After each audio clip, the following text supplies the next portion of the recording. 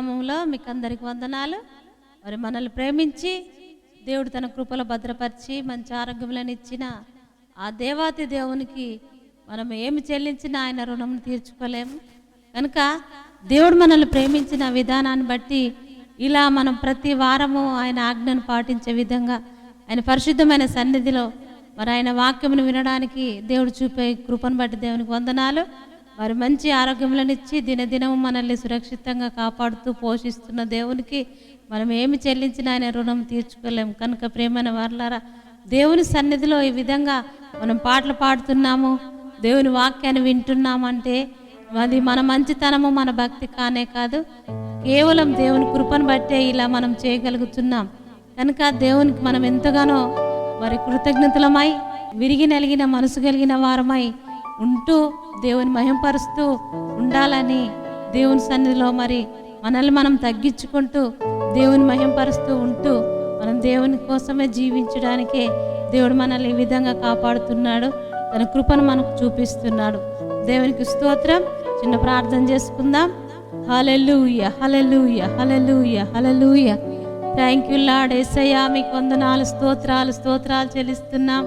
పరిశుద్ధాత్మ దేవా, మీ సన్నిధిలో చేరి అయ్యా మీ యొక్క సన్నిధిలో పాటల ద్వారా వాక్యం ద్వారా అయ్యా పరిశుద్ధాత్మ దేవా మిమ్మల్ని స్తుతించి గణపరచుటకు అయ్యా ఈ విధమైన మంచి ఆరోగ్యములను మాకు ఇచ్చి మీ సన్నిధిలో నాయన ఆన్లైన్లో ఈ విధంగా కలిసి మిమ్మల్ని స్తుతించి గణపరచు కృప భాగ్యమును మాకు ఇచ్చినందుకు వందనాలు, స్తుతులు చెల్లిస్తున్నాం.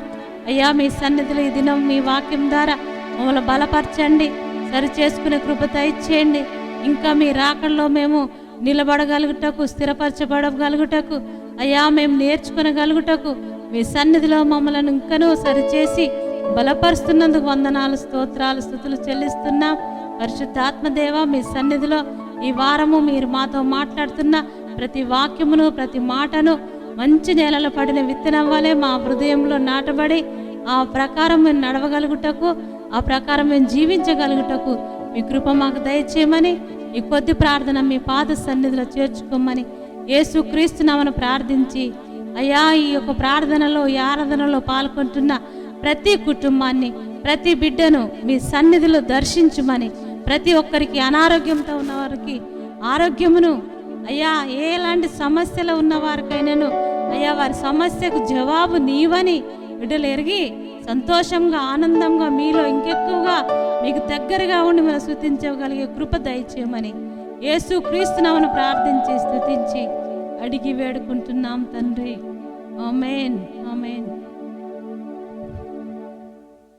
ఈ సమయంలో ఒక పాట పాడుకొని దేవుని ఆరాధించుకుందాం. నాతో పాటు మీరందరూ కూడా ఈ పాటను వచ్చిన వారు పాడండి, రాని వారు రెండోసారి అనుసరించి పాడమని.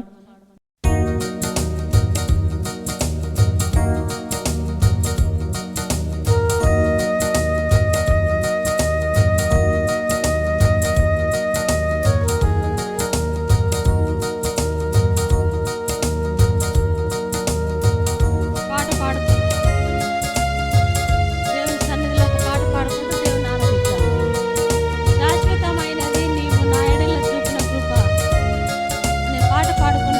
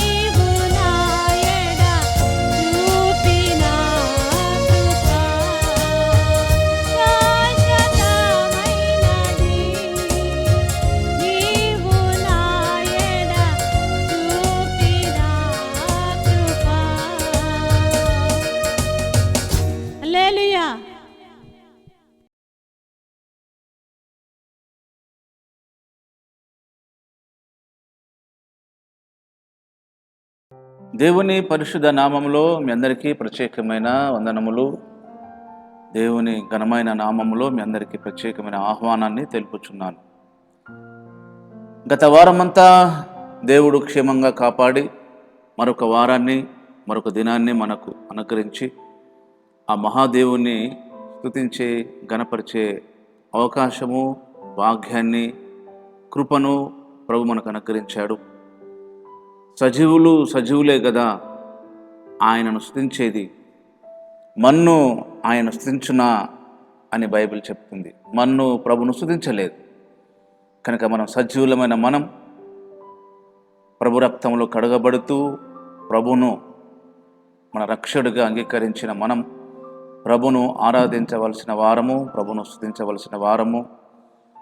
ప్రభుకు మనము ఎంతైనా నమ్మకస్తులుగా జీవించుటకు మనం ప్రభుకు సమర్పించుకోవాలి. అది దేవుని విధి.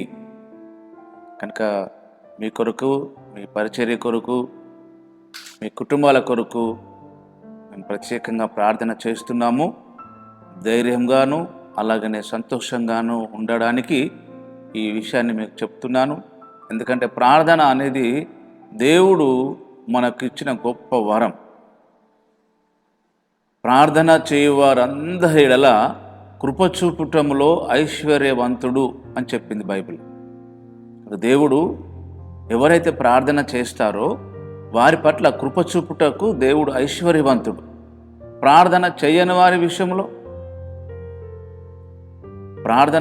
వారి విషయంలో కూడా కృప చూపుట దేవుని వంతే.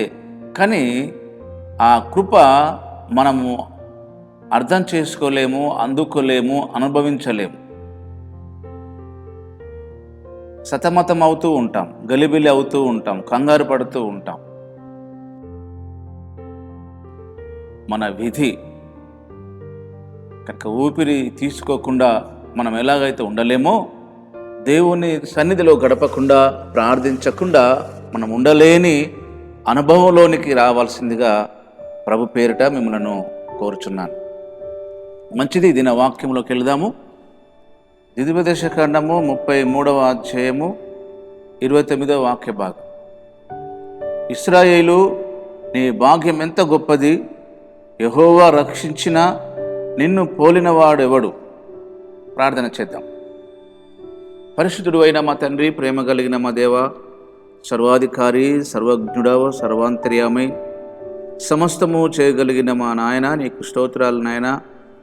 చదివిన వాక్య భాగము నా తండ్రి మామ కొరకై దీవించండి, ఆశీర్వదించండి. నీ వాక్యంలో నుంచి ఆశ్చర్యకరమైన సంగతులను మేము చూడగలుగుటకు, నమ్మగలుగుటకు, వాటికి విధేయత చూపగలుగుటకు మీ కృప మాకు అనుగ్రహించండి నాయన. మీ చిత్తము చేయగలిగిన మంచి మనస్సును మా అందరికీ ప్రసాదించండి. మమ్మల్ని దర్శించండి, బలపరచండి. మీ నామమునకే స్తుతి, ఘనత, మహిమ, ప్రభావాలను ఆరోపిస్తూ యేసయ్య పరిశుద్ధ నామములో స్తుతించి ప్రార్థిస్తున్నాం తండ్రి. ఆమెన్. ఆమెన్ అని చెప్పిన మీ అందరికీ ప్రత్యేకమైన దేవుని ఆశీర్వాదములు కలుగునుగాక. మనం చదివిన వాక్య భాగంలో ఇశ్రాయేలు, నీ భాగ్యము ఎంత గొప్పది! భాగ్యము, దేవుడు మనకు భాగ్యాన్ని అనుగ్రహించే సామర్థ్యము కలుగచేవాడు. భాగ్యమును సంపాదించుకోవడానికి, భాగ్యమును అనుభవించడానికి సామర్థ్యాన్ని కలిగించేవాడు. నీ భాగ్యం ఎంత గొప్పది!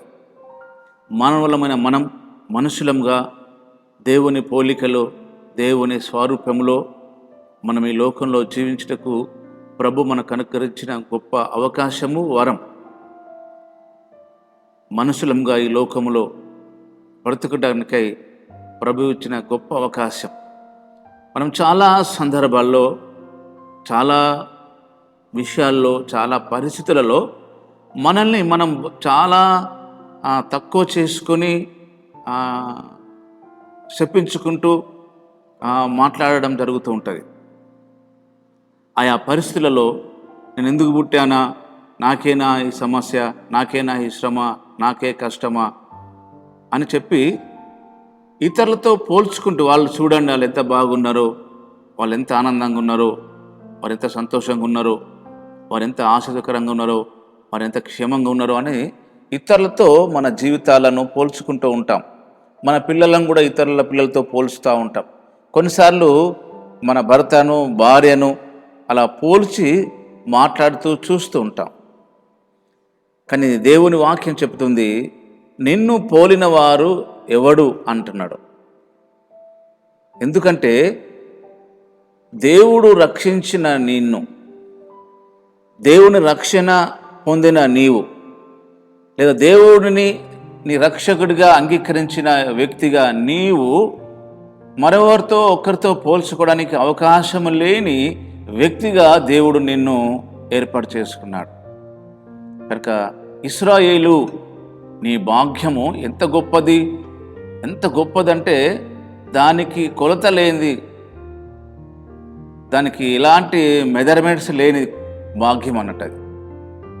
అందుకని బైబిల్ చెప్తుంది, భూమి కంటే ఆకాశము ఎంత ఎత్తుగా ఉందో అంతకంటే ఎక్కువగా మీ పట్ల నా కృప, నా ప్రేమ, నా మనసు ఉంది అని దేవుడు చెప్తున్నాడు. ప్రేమైన దేవుని సంగమా, ప్రియ దేవుని స్నేహితులారా, ఇప్పుడు ఇశ్రాయేలు లేడు. అంటే యాకోబుకు మరో పేరే ఇశ్రాయేలు.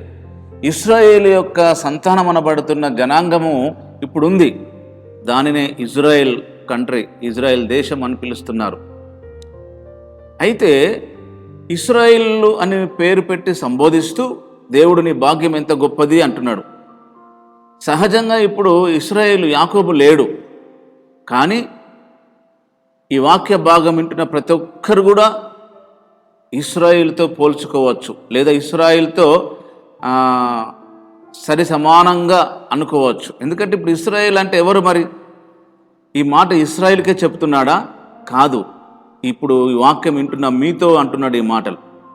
ఆ ఇశ్రాయేలు అనే పదము దగ్గర, లేదా ఆ పేరు దగ్గర మీ పేరు మెన్షన్ చేసి చదువుకోండి. అలా దేవుని వాక్యాన్ని అన్వయించుకోండి, మీకు మీరుగా అన్వయించుకోండి. నాకు నేనుగా అన్వయించుకుంటే దేవుని ప్రసన్నతను, దేవుని యొక్క మహిమానిత్వంని మనం అనుభవించగలుగుతాం. మనముకు దేవునికి మనము వేరుగా ఎప్పుడు ఆలోచన చేయకూడదు. ఎందుకనగా మనమందరము దేవుని పోలికై ఉన్నాం, దేవుని స్వరూపమై ఉన్నాం. కనుక దేవుని పోలికై ఉన్న మనము, మన పట్ల దేవునికి ఒక ప్రత్యేకమైన ఉద్దేశం ఉంటుంది, ఒక ప్రత్యేకమైన సంకల్పం కలిగి ఉంటాం మనం. కనుక నువ్వు ఎవరితోనో ఒకరితోనూ పోల్చుకోవద్దు. నువ్వు దేవుని విషయంలో స్పెషల్. నువ్వు అంతగా చదువుకోవచ్చు, ఒకవేళ పేద స్థితిలో ఉండవచ్చు, ధనవంతుల స్థితిలో ఉండవచ్చు, జ్ఞానవంతులు అయి ఉండొచ్చు, జ్ఞానం లేక ఉండవచ్చు. అది కాదు దేవునికి కావాల్సింది. నీ చదువు, నీ జ్ఞానము, నీ స్థితి, నీ పరిస్థితిని దేవుడు ఎప్పుడు చూడడు. ఎందుకంటే మనము ఆల్రెడీ పాపముల చేతను, అపరాధముల చేతను చచ్చిన వారమై ఉన్నాము.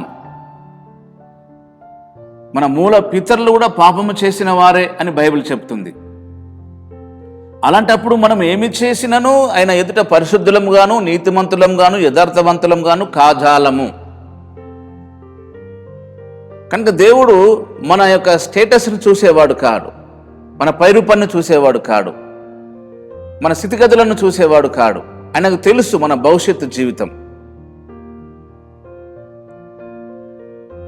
చూడుము, నా అరచేతుల మీద నిన్ను చెక్కి ఉన్నాను, నీ ప్రాకారములు నిత్యము నా ఎదుట ఉన్నవి అని యెషయా భక్తుడు అన్నాడు. కనుక మన ఆత్మీయ ప్రయాణము, ఆత్మీయ జీవితం చాలా విలువైనది, ప్రాముఖ్యమైనది అనే విషయాన్ని మరోసారి ఈ పూట మనం గమనించాలి. కనుక నువ్వు, ఓ ఇశ్రాయేలు, నీ భాగ్యం ఎంత గొప్పది. ఈ వాక్యం చూస్తూ, వాక్యం వింటున్న మీరు ఎంతో గొప్పవారు, ఎంతో భాగ్యవంతులు. యేసును నమ్మడమే గొప్ప భాగ్యం. యేసును రక్షకుడిగా, దేవుడిగా అంగీకరించడమే గొప్ప భాగ్యవంతమైన జీవితం. బహుశా ఈ లోకంలో మీకు ఫైనాన్షియల్గా అంతగా లేకపోవచ్చు, దాన్ని బట్టి మీరు ఫీల్ కావద్దు, కృంగిపోవద్దు, బాధపడద్దు. కొన్నిసార్లు సమయానికి మీ అవసరాలు తీర్చబడకపోవచ్చు, అయినను చింతించనక్కర్లేదు. ఎందుకంటే దేవుడు తగిన సమయంలో మిమ్మల్ని హెచ్చిస్తాడు. మిమ్మల్ని హెచ్చించడానికి, మిమ్మల్ని ఆశీర్వదించడానికి, మిమ్మల్ని దీవించడానికి, అభివృద్ధిపరచడానికి దేవునికంటూ ఒక సమయము, ఒక ప్లాన్, ఒక పద్ధతి ఉంది. దాన్ని బట్టి దేవుడు అద్భుతంగా, ఆశ్చర్యకరంగా మీ జీవితాలను ఆశీర్వదిస్తాడు. ఎందుకంటే వాక్యం చెబుతుంది, ఇశ్రాయేలు నీ భాగ్యం ఎంత గొప్పది. అంటే నీ స్థితిని దేవుడు ఎలా ఉంటుందో, ఎలాంటి స్థితిలో దేవుడు చూపిస్తున్నాడు, చెప్తున్నాడు. నీ భాగ్యం ఎంత గొప్పది, ఎంత గొప్పది అంటే వర్ణించరక్క చక్యం కానిది అన్నట్టు అది. అందుకని నువ్వు ఫీల్ కాకు, నువ్వు కృంగిపోకు, నువ్వు భయపడకు, నువ్వు బాధపడకు, నువ్వు దుఃఖపడకు. నీకున్న పరిస్థితిని బట్టి ఎవరితోనో పోల్చుకొని నీవు డిప్రెషన్కి లోను కాకు అని అంటున్నాడు దేవుడు. నీ భాగ్యం ఎంత గొప్పది ఇశ్రాయేలు, నీ భాగ్యం ఎంత గొప్పది. నిన్ను పోలినవాడు ఎవడు? చూసారా, నిన్ను పోలినవాడు ఎవడు? మనము కులమును, మతమును, జాతిని, మన చదువును, జ్ఞానాన్ని, ఇవన్నిటిని లెక్క కడతా ఉంటాం. మన భక్తి జీవితాన్ని కూడా యాడ్ చేస్తూ ఉంటాం కొన్నిసార్లు. ఇవేవి దేవునికి అక్కర్లేదు, ఇవేవి దేవుడు చూడడు. నువ్వేంటో ఆయనకు బాగుగా తెలుసు, నీ అంతరంగం ఏంటో ఆయనకు బాగుగా తెలుసు. కనుక ప్రియమైన దేవుని స్నేహితులారా, నీ భాగ్యము ఎంత గొప్పది. ఎందుకు అంత గొప్పది నీ భాగ్యము? యెహోవా రక్షించిన నిన్ను పొల్లవాడెవడు, అది పాయింట్. ఎందుకు నీ భాగ్యం గొప్పది అంటే యెహోవా దేవుడిని రక్షించాడు. యెహోవా రక్షించిన నిన్ను పోలిన వారెవరు? ఈ లోకంలో ఎంతోమంది ఉన్నారు, మీరు చూస్తున్నారు కదా. ఎంతోమంది ఉండగా దేవుడు నిన్నే రక్షించాడు, నిన్ను ఎన్నుకున్నాడు, నిన్ను ఏర్పాటు చేసుకున్నాడు. నీకు ఒక భార్య లేదా నీకు ఒక భర్త, నీకు ఒక ఫ్యామిలీని దేవుడు ఇచ్చాడు. కొంతమందికి ఇంకా వివాహాలు కాలేకుండా ఉండి బాధపడే వాళ్ళు కూడా ఈ వాక్యం చూస్తుండవచ్చు. కొంతమంది ఉద్యోగాలు లేకుండా బాధపడుతూ ఉండవచ్చు, కొందరు పిల్లలు లేకుండా బాధపడుతూ ఉండవచ్చు, కొందరికి ఫైనాన్షియల్ ప్రాబ్లం ఉండి బాధపడుతుండవచ్చు, అనారోగ్యం చేత ఉండి బాధపడుతుండవచ్చు. కానీ దేవుడు నీకు ముందు జీవితంలో కలగబోయే ఆశీర్వాదము కొరకై దేవుడు చెప్తున్న మాటలు. నీకు భాగ్యం ఎంత గొప్పది. ఎందుకు అంత గొప్పది అంటే యెహోవా రక్షించిన నిన్ను పోలిన వారు ఎవరు? నువ్వు రక్షించబడ్డావు. ఈ రోజున యేసు ప్రభువును దేవుడిగా అంగీకరించావు, నమ్ముకున్నావు. ఇది నీ వల్ల కలిగినది కాదు. మీ చుట్టూ ఉన్న ప్రజలు, మీ కుటుంబీకులు, మీ బంధువులు, మీ స్నేహితులు బహుశా అంటూ ఉండవచ్చు, ఎందుకురా యేసు ప్రభువును నమ్ముకున్నావు, ఇంకా దిగజారిపోయినావు, ఇంకా పేదవాడిగానే అయిపోతున్నావు, నీ జీవితంలో ఎలాంటి మార్పును కూడా నువ్వు పొందలేకపోతున్నావు, మార్పు పొందుతానన్నా, ఆశీర్వాదము, సహాయం పొందుదామన్నా ఆ సూచనలు అవేమీ నీకు కనబడట్లేదు అని అంటుండవచ్చు. కానీ అందరూ వేరు, నీవు వేరు. ఎందుకు వేరు? యెహోవా రక్షించిన నిన్ను పోలిన వారెవరు? నువ్వు రక్షించబడ్డావు, నువ్వు ప్రభు అయిన క్రీస్తును ప్రభుగా అంగీకరించావు. ఇది నీ వల్ల కలగలేదు, కానీ దేవుని ఆత్మకార్యం నీ జీవితంలో జరిగింది. కొంతమంది ఇలా కూడా అనుకుండవచ్చు, ఎందుకు ప్రభుని నమ్మానా, ఎందుకు యేసు ప్రభుని దేవుడిగా అంగీకరించానా, నా స్నేహితులలాగానో నా బంధువులలాగానో అలాగనే నేను లోకంలో ఉంటే బాగుండేది, నేను ఏదో ఒకటి ఉద్యోగం చేసుకుంటూ సంపాదించుకునేవాడిని, నాకు ఎలాగోలాగా నేను ఫైనాన్షియల్గా గ్రోత్ అయ్యే వాళ్ళము, ఇప్పుడు ప్రభుని నమ్ముకొని ఏమీ చేయలేకపోతున్నాను అని ఫీల్ అయ్యే వాళ్ళు కూడా కొంతమంది ఉండకపోవచ్చు, ఉండి ఉంటారు. మీరు ఎలాగా అనుకున్నా సరే, మీరు ఎలాగా ఉన్నా సరే, ఒక్కటి విషయం ఏంటంటే దేవుడు ఉద్దేశంలో, దేవుని ప్రణాళికలో మీరు ఉన్నారు. మిమ్మల్ని పోలినవాడు ఎవడు అంటే నువ్వు ప్రత్యేకించబడినవాడు, నువ్వు ఒక ప్రత్యేకమైన జనాంగము. నువ్వు కనుక ప్రియమైన దేవుని బిడ్డలారా, దేవుని వాక్యం ఇలా రాయబడ్డది చూడండి బైబిల్ గ్రంథంలో. అదే ద్వితీయోపదేశకాండము 32వ అధ్యాయము 9వ వాక్య భాగం. యెహోవా వంతు ఆయన జనమే, ఆయన స్వాస్థ్య భాగము యాకోబే. దేవుడు యాకోబును ప్రత్యేకించుకున్నట్లే మిమ్మల్ని ప్రత్యేకించుకున్నాడు. యాకోబు తన దైనందిన జీవిత ప్రయాణంలో ఎన్నో ఇబ్బందులకు గురయ్యాడు, ఎన్నో సమస్యలకు గురయ్యాడు, ఎంతో కష్టానికి గురయ్యాడు, ఎన్నో నిందలకు గురయ్యాడు. అయినప్పటికీ దేవుణ్ణి విడిచిపెట్టకుండా, దేవుణ్ణి మర్చిపోకుండా, దేవుని వైపు చూస్తూ ఉన్నవాడుగా మనం బైబిల్ చెప్తుంది. కనుక ప్రియమైన దేవుని ప్రజలారా, నీవు దేవుని సొత్తు, ఆయన వంతు, ఆయన జనమే, ఆయన స్వాస్థ్యమే. స్వాస్థ్యం అనగా ఆస్తి, సంపాద్యం. నీవే ఆయన ఆస్తి, నీవే ఆయన సంపాద్యం. అలాగనే నీకు సంపాద్యము, నీకు స్వాస్థ్యము ఆయనే. ఆయనకు నీవు అవసరం, నీకు ఆయన అవసరం. చూడండి, లోకంలో ఎంతోమంది ఉన్నప్పటికీ దేవుడు మిమ్మల్ని రక్షించాడు, మీతో మాట్లాడుతున్నాడు. మీ చుట్టూ ఎంతోమంది బంధువులు ఉన్నప్పటికీ, స్నేహితులు ఉన్నప్పటికీ, నిన్ను ప్రేమించేవారు ఉన్నప్పటికీ నీలో తెలియకుండానే నీలో గిల్టీనెస్ ఉంది, ఒంటరితనం, ఒంటరిగా ఫీల్ అవుతున్నావు. నీకు తెలియకుండానే నీలో నీవే బాధపడుతున్నావు, నీలో నీలే కృంగిపోతున్నావు. నువ్వు ఒంటరి వాడవు కావు, ఒంటరి దానవు కావు. దేవుడిని నేర్పరచుకున్నాడు, నిన్ను ప్రేమిస్తున్నాడు. ఇశ్రాయేలు, నీ భాగ్యం ఎంత గొప్పది, నీ భాగ్యం ఎంత గొప్పది. యెహోవా రక్షించిన నిన్ను పోలిన వాడెవడు. కనుక మీరు ఎవరితోనూ మీరు పోల్చుకోవద్దు. అలాగనే నీ భార్యను పోల్చవద్దు, నీ భర్తను పోల్చుకోవద్దు, నీ పిల్లలను పోల్చుకోవద్దు. ఏ విషయంలో కూడా మీరు ఎవరితోనూ మిమ్మల్ని మీరు పోల్చుకోవద్దు. మీకు తెలిసిన వాళ్ళ పిల్లలు చాలా బైబిల్ చక్కగా చదువుతూ ఉండవచ్చు, చాలా మంచిగా ప్రార్థన చేస్తూ ఉండవచ్చు. చూడండి, వాళ్ళ పిల్లలు ఎంత చక్కగా ప్రార్థిస్తున్నారో, ఎంత చక్కగా బైబిల్ చదువుతున్నారు, ఎంత చక్కగా సండే స్కూల్కి వస్తున్నారు, ఎంత చక్కగా చర్చికి వస్తున్నారు. వాళ్ళ స్పిరిచువాలిటీ చూడండి ఎంత బాగుందో. మీరు చూడండి ఎలా ఉన్నారని మీ పిల్లల్ని పదే పదే అలా అనకండి. దేవుడు ఎవరిని ఎప్పుడెప్పుడు ఎలా ఆశీర్వదించాలో, దీవించాలో ఆయన చేతిలో ఉంది. కనుక ప్రార్థించడం, బైబిల్ చదవడం, ఆత్మీయంగా మనం ఉండడం అనేది దేవుడు వరం. ఈరోజు బైబిల్ చదువుతున్నావు, ఈరోజు ప్రార్థన చేస్తున్నావు, ఈరోజు ఆత్మీయంగా బాగున్నావు అంటే నీ వల్ల కలిగినది కాదు. అది దేవుని మహాసంకల్పం, దేవుని మహాకృప, ఆయన ఉంచిన ఆసక్తి. దాన్ని తుదమట్టుగా కొనసాగించేవాడు ఆయనే. కనుక మీకున్న పరిచయ జీవితంలోనైతేమి, కుటుంబ జీవితంలోనైతేనేమి మీరు కృంగిపోకుండా ధైర్యంగా ఉండడానికి మిమ్మల్ని మీరు దేవునికి అప్పగించుకోండి. ఓ ఇశ్రాయేలు, నీ భాగ్యం ఎంత గొప్పది. నువ్వేమి చేయాలనుకున్నా, ఏమి చేసినా కూడా దేవుడు తన కృపను మీకు అనుగ్రహించనే ఉన్నాడు. చూడండి, దేవుని వాక్యంలో రాయబడ్డది. ద్వితీయోపదేశకాండం 8వ అధ్యాయం 17వ వాక్య భాగం, అలాగే 18వ వాక్య భాగం.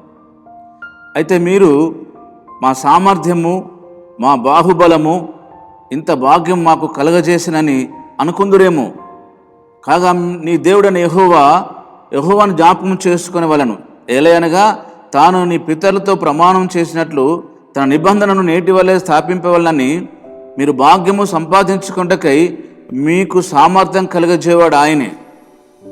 నా తెలివి, నా జ్ఞానము, నా టాలెంటు ఇంతగా గొప్పగా ఉండడానికి అవకాశం ఉందని మీరు అనుకుందురేమో. మీరు భాగ్యము సంపాదించుకోవడానికి సామర్థ్యమును కలిగించేసి దేవుడే. ఎవరమో సామర్థ్యం కాం.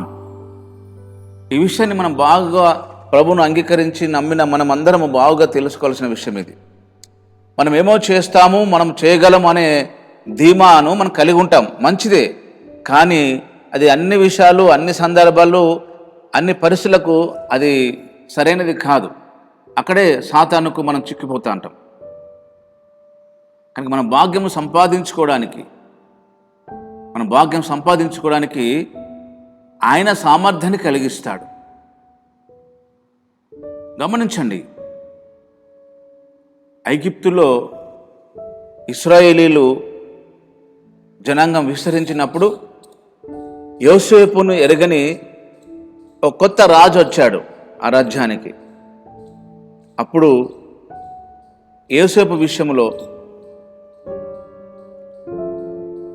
ఆ రాజు అన్న మాటలు ఏంటంటే, యోసేపుతో పాటే పానదాయకుల అధిపతి, భక్ష్యకారుల అధిపతి కూడా చెరసాల్లో ఉంటారు.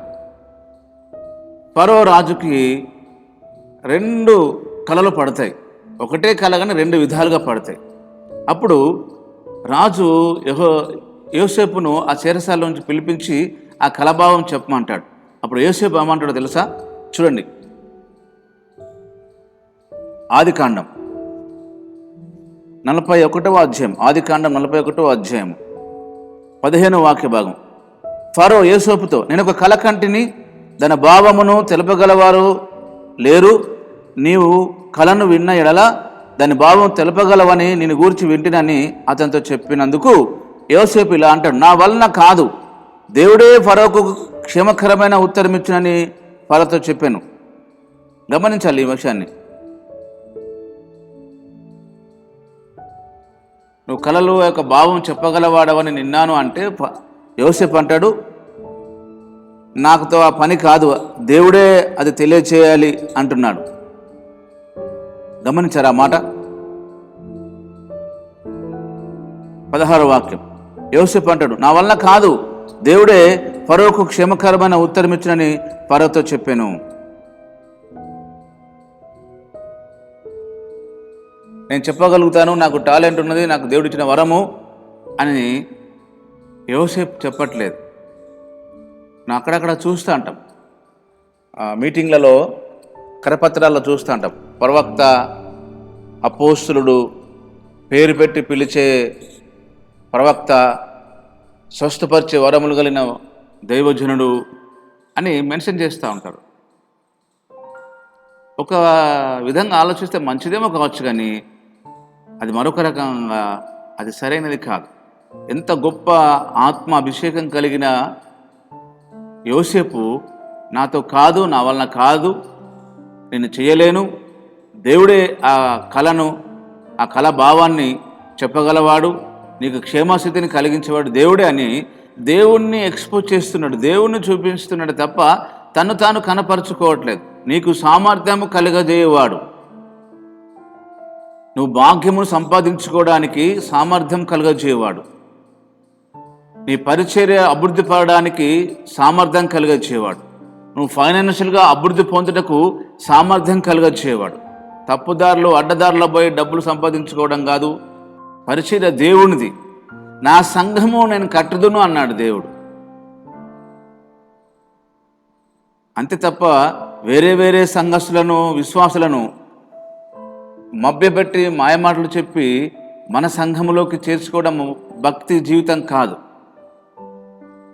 ప్రియమైన దేవుని జనాంగమ్మ, చాలా సంవత్సరాల కిందట చెన్నైలో భక్సింగ్ గారు పరిచర్యలో ఉన్నప్పుడు భక్సింగ్ గారితో పాటే సమకాలీకుడు జోబు గారు కూడా సేవలో ఉండేవాడంట.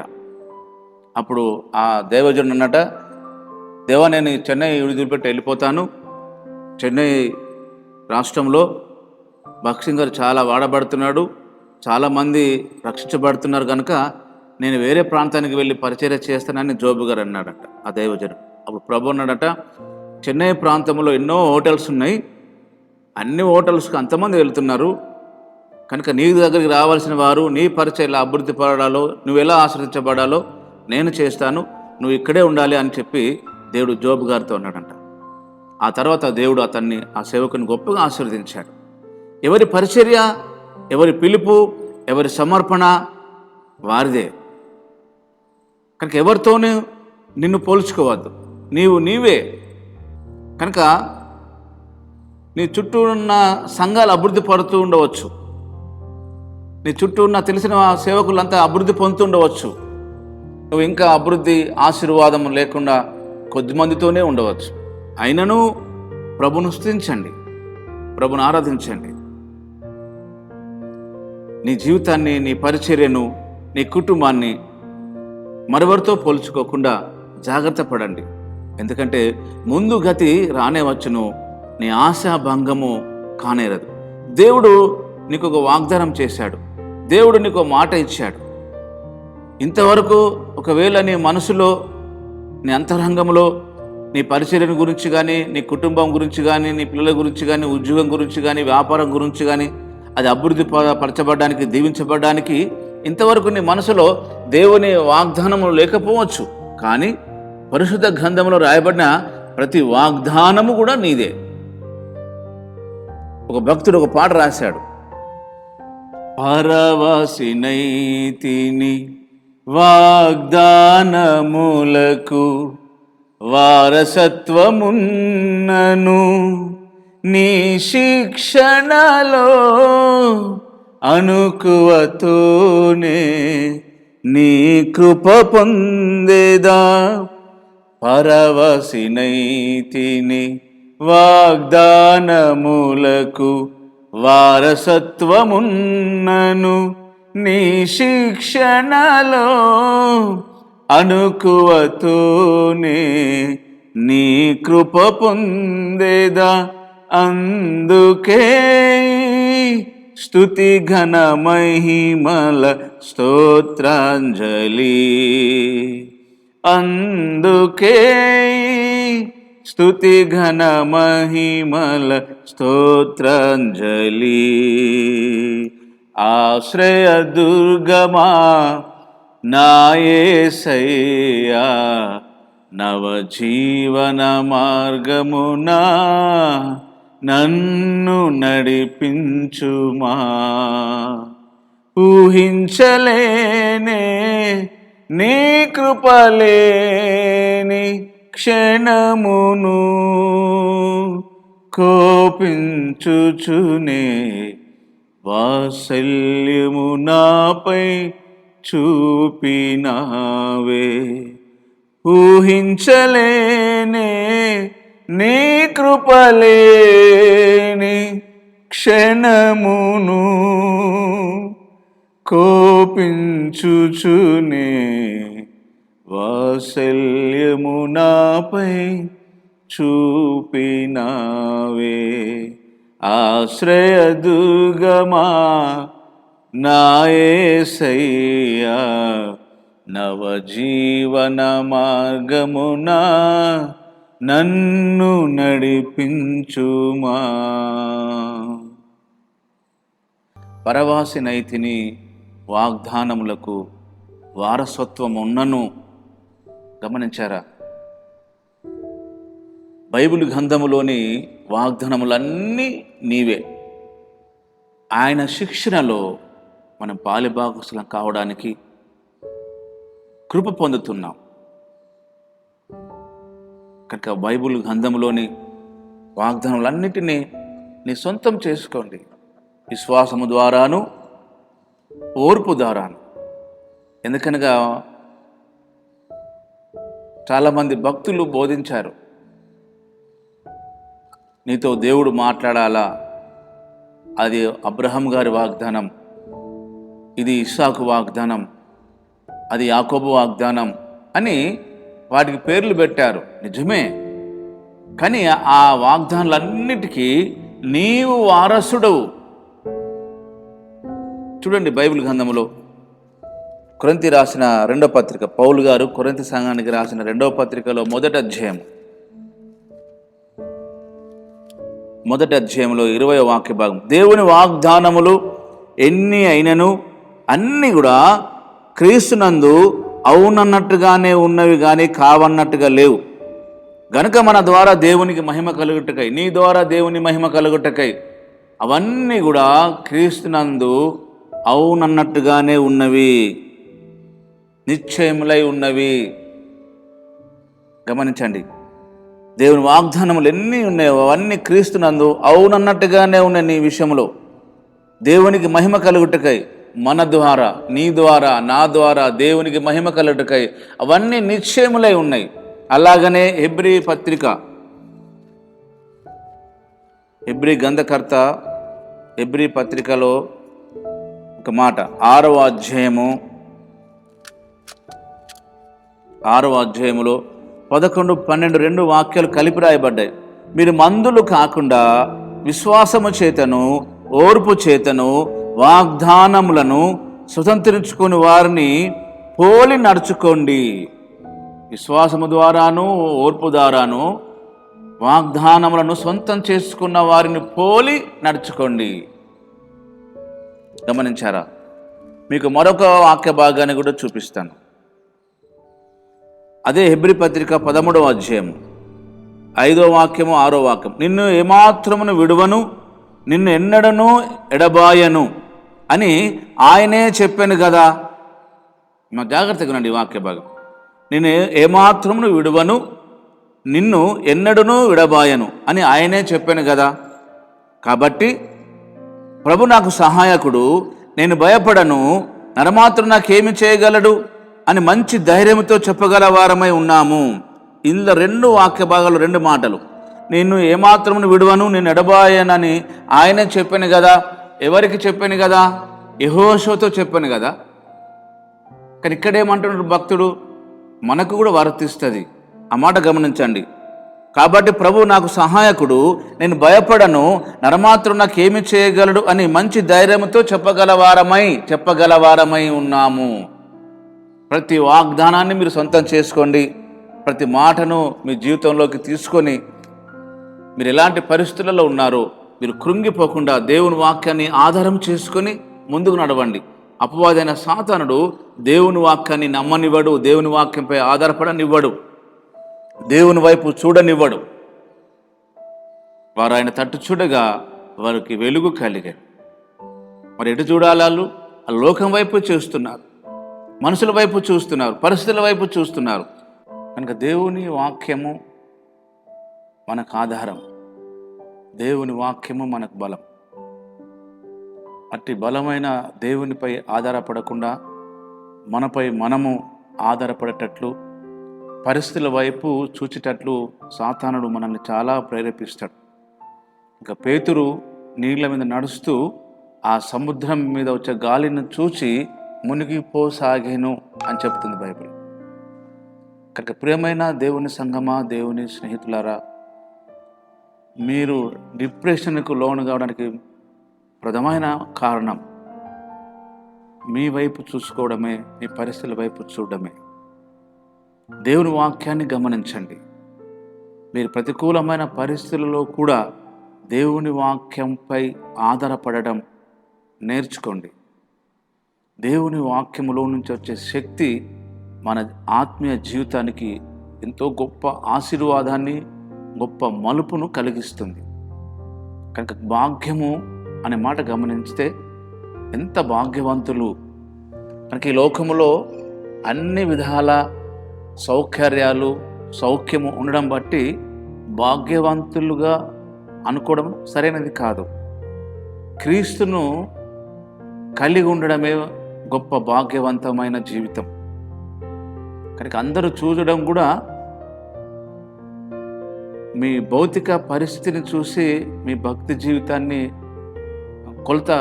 కొలుస్తారేమో కానివ్వండి. కానీ ప్రభు మెచ్చుకున్నవాడే గొప్పవాడు, ప్రభు దృష్టికి గొప్పవాడైన వాడే గొప్పవాడు. కనుక యెహోవా రక్షించిన నిన్ను పోలిన వాడెవడు? కనుక నిన్ను పోలిన వారు ఎవరూ లేరు. దేవునికి నీవెంతో అవసరం, దేవునికి అవసరం. నువ్వు అంత శక్తి కలిగిన, సామర్థ్యం కలిగిన దేవునికి నీవు అవసరం. ఈ లోకంలో ఎంతో జ్ఞానవంతులు, తెలియగలిగిన వారు, చదువుకున్న వాళ్ళు, విద్యావంతులు ఎంతోమంది ఉన్నప్పటికీ కేవలం ప్రభు నిన్ను ఎన్నుకోవడంలో, నిన్ను ఏర్పాటు చేసుకోవడంలో దేవునికి నీ మీద ప్రత్యేకమైన దృష్టి ఉండడమే కాదు, నీవు ఆయనకు అవసరం. మీరు గమనించండి, బైబిల్ గ్రంథంలో దావీదు గారి ఇంటికి దేవుడు ప్రవక్త సమూయేలును పంపిస్తాడు. సమూయేలును పంపించినప్పుడు సమూయేలు అనుకుంటాడు, వారి కుమారులలో పెద్ద కుమారుని చూసి ఇతనే దేవుడు ఏర్పాటు చేసుకున్నాడు కాబోలు అనుకుంటాడు.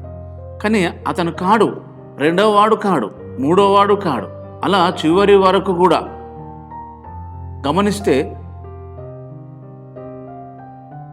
అక్కడ ఉన్న వాళ్ళు ఎవరూ కాకపోవడం గమనార్హం. అప్పుడు అంటాడు సమూయేలు, ఇంకెవరైనా ఉన్నారా మీ పిల్లల్లో అంటే, అయ్యా ఉన్నాడు, చివరివాడు గొర్రెలను కాస్తున్నాడు అని చెప్తే అతను పిలిపియండి అని చెప్పేసి అక్కడ కూర్చుంటాడు.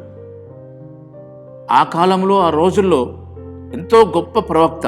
ఈ రోజుల్లో కూడా అంత ప్రవక్తలు లేరు. అంత స్పెషాలిటీ కలిగిన, అభిషేకించబడిన ప్రవక్త ఒక సామాన్యమైన గొర్రెల కాచుకునే వ్యక్తి కొరకు వేచి ఉన్నాడు. చూడండి, దేవునికి దావీదు గారు అవసరమైనట్లే నీవు దేవునికి అవసరం. నీకు కూడా దేవుడు అవసరమే. నీకు ఈ లోకంలో ఎన్నో అవసరతలు ఉండవచ్చు, ఎన్నో వేవ్స్ ఉండవచ్చు నీకు. కానీ అన్నిటికంటే ప్రధానమైన వాడు, ప్రాముఖ్యమైన వాడు, మూలరాయి అయినవాడు యేసు మాత్రమే నీకు. కనుక ఆయనపై ఆధారపడడానికి, ఆయనపై ఆనుకోవడానికి, ఆయనపై నమ్మకం ఉంచడానికి సర్వత్రా ప్రయత్నం చేయండి. బైబిల్ చెబుతుంది,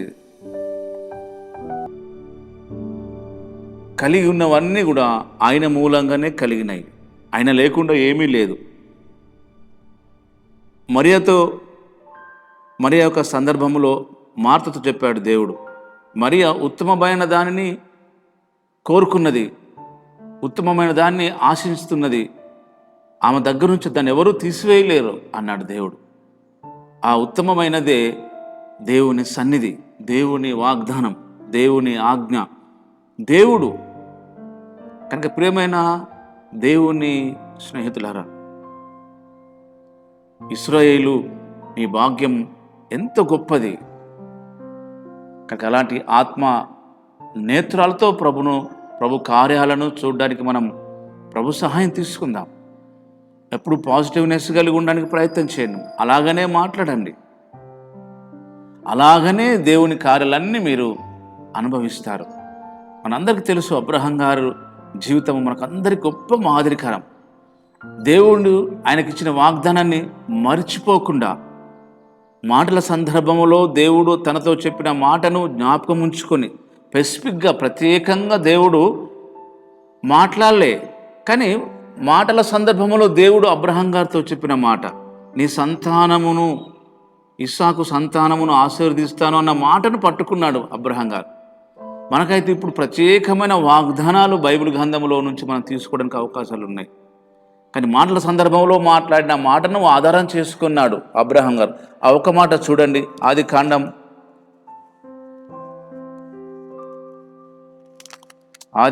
17వ అధ్యాయం 19వ వాక్య భాగం. ఆదికాండం 17:19. దేవుడు, నీ భార్య అయిన శారా నిశ్చయంగా నీకు కుమారుని కనును, నీవు అతనికి ఇస్సాకు పేరు పెట్టుదువు. అతని తరువాత అతని సంతానము కొరకు నిత్య నిబంధనగా నా నిబంధనను అతనితో స్థిరపరచదను. అతని తరువాత అతని సంతానం కొరకు నిత్య నిబంధన అనే మాట గమనించారా? ఇస్సాకును దహనబలిగా అర్పించమన్నాడు దేవుడు. కానీ ఇక్కడ ఏమన్నది?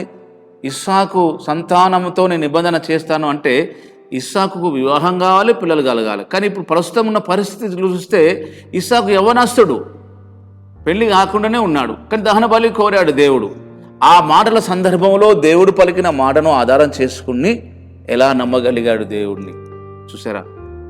ప్రియమైన దేవుని సంగమా, దేవునికి ప్రియాతి ప్రియమైన వాళ్ళరా, మీరు చంచల మనస్కులు కాకుండా మీ పరిస్థితులు ఎలాగున్నా సరే ఆయన మీతోనే ఉంటాడు, మీ కార్యాలన్నీ చక్కబరుస్తాడు. ఇది నమ్మండి. మీరు గమనించండి ఈ వాక్య భాగాన్ని. కనుక దేవుడు మనకి ఎన్నో వాగ్దానాలు ఇచ్చాడు. ఆ వాగ్దానాలన్నిటినీ ప్రతిరోజు ప్రభు సన్నిధిలో ఎత్తిపట్టి ప్రార్థించండి, స్తుతించండి. మీ పిల్లల విషయంలో, మీ పరిచర్య విషయంలో, మీ ఉద్యోగాలు, ప్రమోషను, గృహాలు, అన్నిటి విషయంలో, మీ స్పిరిచువల్ ఎదిగే విషయంలో, అన్నిటి విషయంలో ప్రభు మీకు సహాయకుడిగా ఉంటాడు. మీ ముందు నడుస్తాడు, మిమ్మల్ని అధైర్యపరుస్తాడు, మిమ్మల్ని కన్ఫ్యూజ్ చేయడు. ఎలాంటి షరతులతో కూడినది కాదు దేవుని నిబంధన. కొన్నిసార్లు వాక్యంలో కనబడుతుంది. చూడండి, ఆదికాండములోనే 22వ అధ్యాయంలో గమనిస్తే, నీకు ఒక్కడై ఉన్న నీ కుమారుని వినదీయక ఈ కార్యం చేసినందున నేను నిన్ను ఆశీర్వదించి ఆకాశ నక్షత్రం వలె సముద్ర తీరమందలి ఇసుక వలె నీ సంతానమును నిశ్చయంగా విస్తరింపచేసేదను అన్నాడు. అంటే నీకు ఒక్కడై ఉన్న నీ కుమార్ని ఇవ్వడానికి వినదీయలేదు గనక నేను నిన్ను ఆశీర్వదిస్తాను అన్నాడు దేవుడు. నిబంధనతో కూడినది, షరతుతో కూడినది అన్నట్టు కనబడుతుంది. కానీ యాక్చువల్గా మనం గమనిస్తే దేవుని మనసు షరతులతో కూడినది కాదు. నిన్ను ఈ లోకంలో ప్రత్యేకంగా ఉండుమంటున్నాడే తప్ప, ఆయన ప్రతినిధిగా ఉండుమంటున్నాడే తప్ప, నిన్ను ఒక షరతు, ఇది చేస్తేనే నిన్ను ఆశీర్వదిస్తాను, ఇది చేయకుండా నిన్ను ఆశీర్వదించాను అని దేవుని అభిప్రాయం కాదు, దేవుని ఉద్దేశం అంతకంటే కాదు. దేవుడు అబ్రహామును పిలిచినప్పుడు కూడా నీ బంధువుల యొద్ద నుంచి, నీ తల్లి యొద్ద నుంచి బయటికి రమ్మన్నాడు. నిన్ను గొప్ప జనంగా చేస్తాను, నిన్ను అనేకులకు ఆశీర్వాదంగా చేస్తానన్నాడు. చూసారా, అది ఒక ప్రత్యేకతను చూపిస్తున్నది. దేవుడు అబ్రహామును ప్రత్యేకించుకున్నాడు, ఇస్సాకు నుంచి ప్రత్యేకించుకున్నాడు, ఇష్మాయిల్ నుంచి ప్రత్యేకించుకున్నాడు, లోతు నుంచి ప్రత్యేకించుకున్నాడు, అందరి నుంచి ప్రత్యేకించుకున్నాడు. అంటే వారికి దూరం గమ్మని కాదు అర్థమవుతుంది అనుకుంటా మీకు వాక్య భాగం. నువ్వు ప్రత్యేకంగా ఉండాలి. యెహోషువ అన్నట్టు, నేనును నా ఇంటి వారు, మీరు ఎవరిని సేవిస్తారో సేవించండి, నేను నా ఇంటి వారము యెహోవానే సేవించదాం. ప్రేమైన దేవుని సంగమా, దేవుని బిడ్డలారా, దేవునికి ప్రేమైన వారలారా, మీ పర్సనల్ లైఫ్, మీ ఫ్యామిలీ లైఫ్ దేవునికి చాలా ఇష్టం. ఆయన ప్రణాళికలో మీరు ఉన్నారు. అందుకనే మరీ చెప్తున్నాను, మీ భాగ్యం ఎంత గొప్పది. ఎందుకని యెహోవా రక్షించిన నిన్ను పోలిన వారెవరు? నిన్ను పోలిన వారు ఎవరూ లేరు. కనుక నువ్వు దేవుని విషయంలో ప్రత్యేకించబడ్డ వ్యక్తివి. నీవు కూడా దేవుని సన్నిధిలో నువ్వు ప్రత్యేకంగానే జీవించడానికి నువ్వు సమర్పించుకోవాలి, తీర్మానం కలిగి ఉండాలి. యోసేపులాగా నేను ఇంత దుష్కారం చేసి దేవునికి వ్యతిరేకంగా నేను ఎలా పాపం చేయగలను? అప్పటికీ దేవుని ధర్మశాస్త్రం ఇంకా లోకంలోకి రాలే. వ్యభిచారం చేయకూడదనే ఆజ్ఞ ఇంకా లోకంలోకి రాలే. దేవుడు మోషే ద్వారా ఇచ్చాడు ఆజ్ఞ. కానీ యోసేపు హృదయము దేవునికి కనెక్ట్ అయింది. హెబ్రీ మంత్రస్త్రాలు కూడా దేవునికి భయపడడం వల్ల వారిని ఆశీర్వదించే వారి వంశమును ఆశీర్వదించాడు దేవుడు. అప్పటికి నరహత్య చేయకూడదనే ఆజ్ఞ రాలే. అబ్రహాం గారు కూడా మెల్కీసెదెకుకు అన్నిట్లో 10వ భాగం ఇచ్చాడు. అప్పటికి దొంగతనం చేయకూడదనే ఆజ్ఞ రాలే. ప్రియమైన వారలారా, దేవుడు నీ హృదయములో ఆయన కట్టడలను రాసించాడు, ఆయన నిబంధనలను రాసించాడు. నీ ఆలోచనలో ఉన్నాడు, నీ ఊహలో ఉంటాడు. ఆయన నిన్ను విడిచిపోడు, నిన్ను మర్చిపోజాలను అన్నవాడు ఆయన. కనుక నీ యాక్టివిటీస్ ఎలా ఉన్నప్పటికీ సరే, నీ అభిప్రాయాలు ఎలా ఉన్నప్పటికీ సరే, నీ అంతరంగ స్వభావం ఎలాగున్నప్పటికీ సరే, బాహ్య రూపకంగా ఎలాగున్నా సరే, నిన్నెవరు ఇష్టపడకున్నా సరే, నువ్వెవరిని ప్రేమించకున్నా సరే, నువ్వెంత చెడ్డవాడవైనా చెడ్డదానివైనా, అది కాదు కాదు కాదు అది దేవునికి సంబంధించింది కాదు. దేవుడు నిన్నుగానే ప్రేమిస్తున్నాడు, నిన్నుగానే ఆశీర్వదిస్తాడు, నిన్నుగానే దీవిస్తాడు. దేవుడు నిన్నుగానే వాడుకుంటాడు. నువ్వెవరితోనూ నిన్ను పోల్చుకోవద్దు, మీ ఫ్యామిలీని పోల్చుకోవద్దు, నీ పరిచయను పోల్చుకోకండి. దేవుడు అత్యధికమైన ఆశీర్వాదమును అనుకరిస్తాడు. చివరిగా ఒక మాట చదువుదాం. అదే ద్వితీయోపదేశకాండము 33వ అధ్యాయము 29 వాక్య భాగమే. ఇశ్రాయేలు, నీ భాగ్యం ఎంత గొప్పది! యెహోవా రక్షించిన నిన్ను పోలిన వాడెవడు? ఆయన నీకు సహాయకరమైన కేడం, ఆయన నీకు సహాయకరమైన కేడం, నీకు ఔన్నత్యం కలిగించు ఖడ్గం. నీ శత్రువులు నీకు లోబడినట్లుగా వారు వేషము వేయుదురు, నీ వారి ఉన్నత స్థలములను త్రొక్కుదువు. ఆయనకు మాత్రమే భయపడండి, ఆయనకు మాత్రమే లోబడండి, ఆయనను బట్టి లోబడండి, అన్నిటిని ఆయన బట్టి ఓర్చుకోండి.